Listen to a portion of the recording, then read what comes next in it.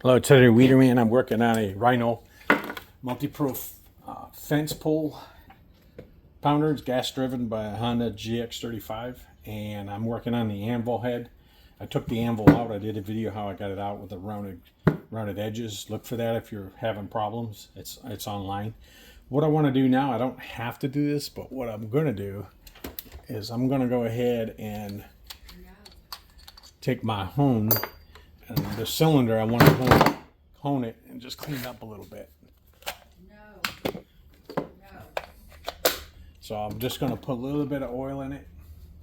Some oil I got sitting here. Just to get it so that the hone has something to work with. And I'm just doing it because I feel some roughness in it. And a little bit of pitting. And that's just where the O-ring rides, where the anvil rides in that groove. There's the O-ring. And I just want it so it has longer life. I'm not going to remove any metal. And this is just a small hone device that I use on cylinders for chainsaws and weed eaters. So it's just got a little bit of pressure on it. I'm not going to go crazy with it.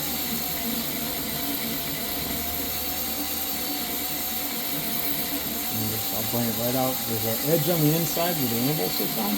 And then this edge I'm riding on right here, I had worked with a file to get the anvil out. So I'm going to I want to make that uniform all the way around because it's beveled over from what they call dry loading it, or hitting it without any load on it.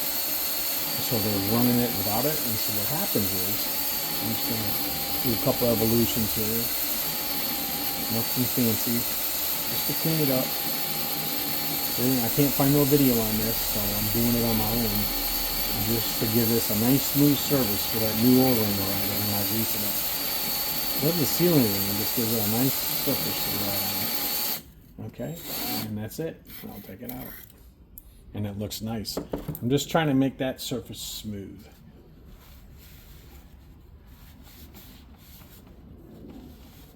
And then I got rid of that, all that's nice, that anvil where it was hitting, so when you dry load it, and the sleeves in there, it bam, bam, bam, because it's not got nothing it's hitting on. So it forms a lip right here, and that lip will keep you from getting the anvil out.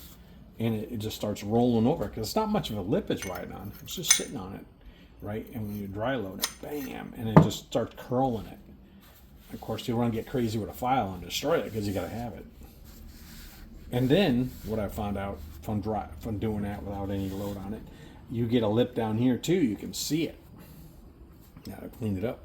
You can see it, and it's formed a lip here, and that could damage the anvil. It's got plenty of room, so it's really not going to hurt it. But I cleaned it up, and you can see where the anvil itself is coming down and whacking it. Boom. So you got to have it under load. Do not run that machine without any load. So I'm going to be using grease. I'm just doing this for a test run.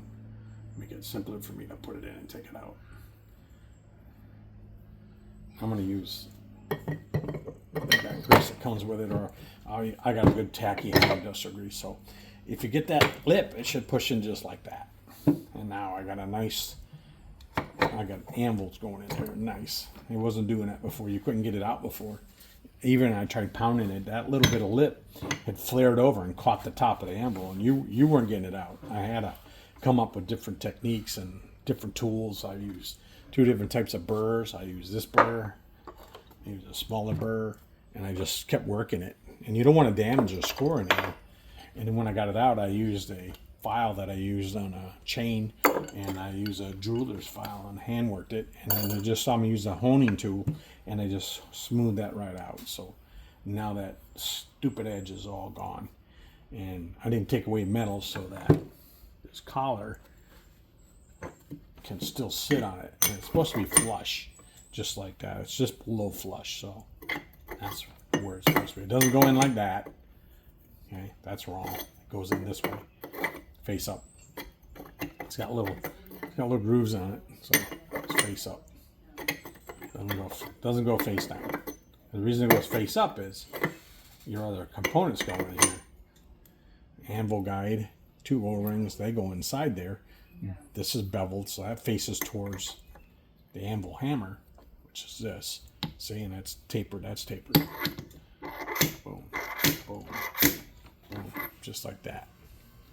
It's coming together. I'm putting it back together. It's looking pretty good. So once I get the new parts, and I'll show you assembly step by step. Right now, I want to just talk about the Anvil, cleaning the edge, and honing it out, giving yourself a better ride on the Anvil. Look at that. I couldn't do that before. Even when I had it handed, that honing made a little bit difference. And then I'll use the right grease on it. Pretty heavy. All right, and I'll clean this up more with brake and parts cleaner, and then it'll be ready for another step. It's ready for reassembly, and I'll do another short video on each component and things I dealt with and how I think I've worked through it to get this back up and running for the customer. You're talking a $3,000+ machine.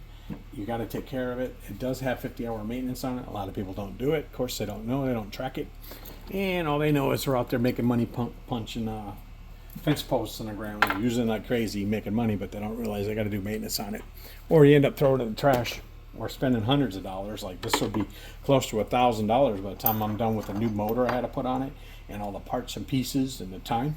It gets a little pricey. All right, Henry Wienerman out. Thank you for listening. This is a Rhino Multi Pro fence driver driven by a Honda GX35, which I'll be continually putting this together and doing step by step, fixing it and cleaning it and showing you step by step in slow, easy videos. All right, thank you and have a good day.